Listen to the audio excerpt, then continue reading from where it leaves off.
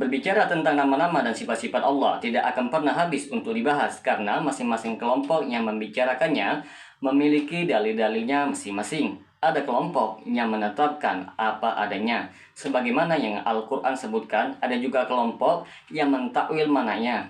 Dan terakhir ada kelompok yang menolak nama dan sifat Allah. Maka teman-teman sekalian, timbullah sebuah pertanyaan tentang orang yang mengingkari sifat-sifat Allah, apakah dia masih sebagai seorang muslim atau bukan. Seperti seseorang yang mengatakan bahwa maksud dari yaudullah adalah kekuatan Allah, dan mereka mentakwil sifat Allah. Apakah mereka yang mengingkari sifat-sifat Allah tersebut tidak lagi menjadi bagian dari Ahlussunnah wal Jamaah, atau mereka sudah telah dianggap keluar dari agama Islam secara keseluruhan?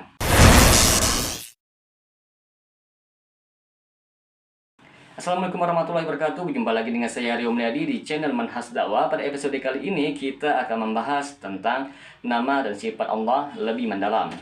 Akidahnya Ahlussunnah wal Jamaah pada tauhid asma dan sifat adalah bahwa mereka beriman dengan apa yang ada di dalam Al-Quran dan dengan apa yang telah ditetapkan, diriwayatkan dari Rasulullah SAW tanpa ditakwil, diserupakan, dirubah, dan ditiadakan. Mereka mensifati Allah Ta'ala dengan sifat yang telah dia sifati sendiri dan dengan sifat yang telah disifatinya oleh Rasulnya SAW.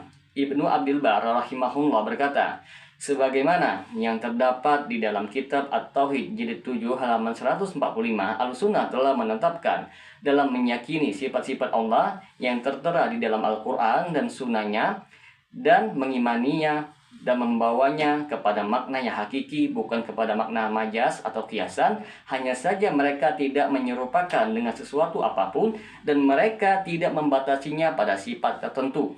Adapun para ahli bid'ah dari kalangan Jahmiyah, Mu'tazilah, dan Khawarij, mereka semua mengingkarinya dan tidak membawa makna sifat-sifat Allah tersebut kepada makna yang hakiki. Kedua, barang siapa yang mengingkari nama-nama dan sifat-sifat Allah secara keseluruhan dan menafikannya dari Allah Ta'ala, seperti halnya kelompok Batiniyah, Jahmiyah yang melampaui batas, maka dia adalah kufur, keluar dari agama Islam, mendustakan Al-Quran dan Sunnah, dan mencederai ijma' semua umat Islam. Demikian juga seseorang yang mengingkari salah satu sifat dan nama Allah yang telah ditetapkan di dalam Al-Quran, maka dia telah kafir. Karena yang menjadi patokan kekufurannya adalah karena dia mendustakan Al-Quran. Adapun bagi seseorang yang mentakwil sifat-sifat Allah, merubah dari maknanya yang sebenarnya, seperti seseorang yang mentakwil sifat tangan dengan kekuasaan, dan kata istawa atau bersemayam dengan kata istaulah, menguasai, dan lain sebagainya, maka dia telah melakukan kesalahan pada takwilnya karena tidak sesuai dengan makna yang nampak jelas. Termasuk pelaku bid'ah sesuai dengan kadar penyimpangannya terhadap sunnah, keluar dari jalan Ahlussunnah wal Jamaah. Di situ ada unsur bid'ah yang sesuai dengan kadar penyimpangannya terhadap sunnah, akan tetapi dia tidak serta-merta menjadi kafir karena takwil tersebut, karena bisa jadi dia dimaafkan dengan ijtihad dan takwilnya berdasarkan kondisi keilmuan dan keimanannya. Yang menjadi ukuran adalah dalam rangka untuk mencari apa yang dibawa oleh Rasulullah SAW dan keinginan kuat untuk mengikuti beliau. Syekh bin Baz berkata sebagaimana yang terdapat di dalam kitab Majmu' Fatawa Syekh bin Baz. Ia mengatakan, tidak boleh mentakwil sifat-sifat Allah, tidak juga mengalihkan dari makna yang zahir yang sesuai dengan Allah, juga tidak menyerahkan maknanya sepenuhnya kepadanya. Semua itu termasuk keyakinan ahli bid'ah. Sedangkan Ahlussunnah wal Jamaah, mereka tidak mentakwil ayat-ayat dan hadis-hadis tentang sifat-sifat Allah. Mereka tidak mengalihkan dari makna yang zahir, juga tidak menyerahkan maknanya sepenuhnya kepada Allah. Akan tetapi mereka meyakini semua makna yang terkandung di dalamnya adalah benar dan paten milik Allah semata, yang layak untuknya, yang tidak serupa dengan makhluknya. Beliau rahimahullah juga pernah ditanya, apakah Asy'ariyah termasuk Ahlussunnah wal Jamaah atau tidak? Apakah kita menghukumi mereka termasuk bagian dari mazhab atau mereka sebagai orang kafir?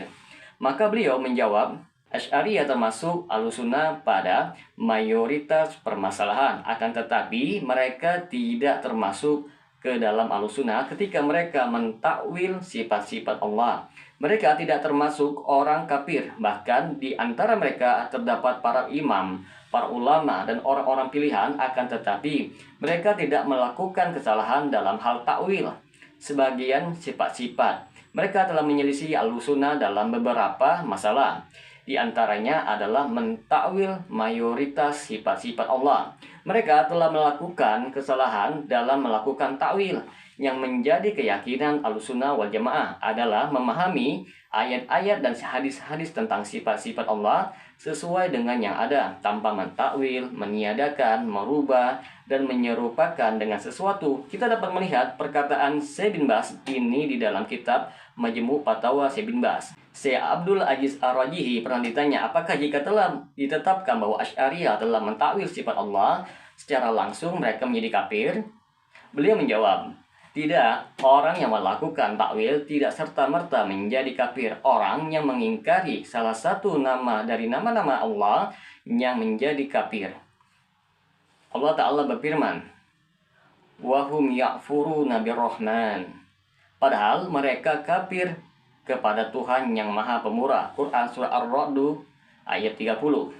Jika seseorang mengingkari salah satu dari nama-nama atau sifat-sifatnya tanpa takwil, maka ia telah menjadi kafir. Allah Ta'ala berfirman, Ar-Rahmanu 'alal 'arsy istawa, yaitu Tuhan yang Maha Pemurah yang bersemayam di atas aras. Quran Surah Thaha ayat 5. Jika seseorang telah mengingkari satu ayat saja, maka dia telah kafir. Namun, jika dia mentakwilnya dengan kekuasaan, maka terdapat subhat pada dirinya yang menghalanginya dari kekufuran.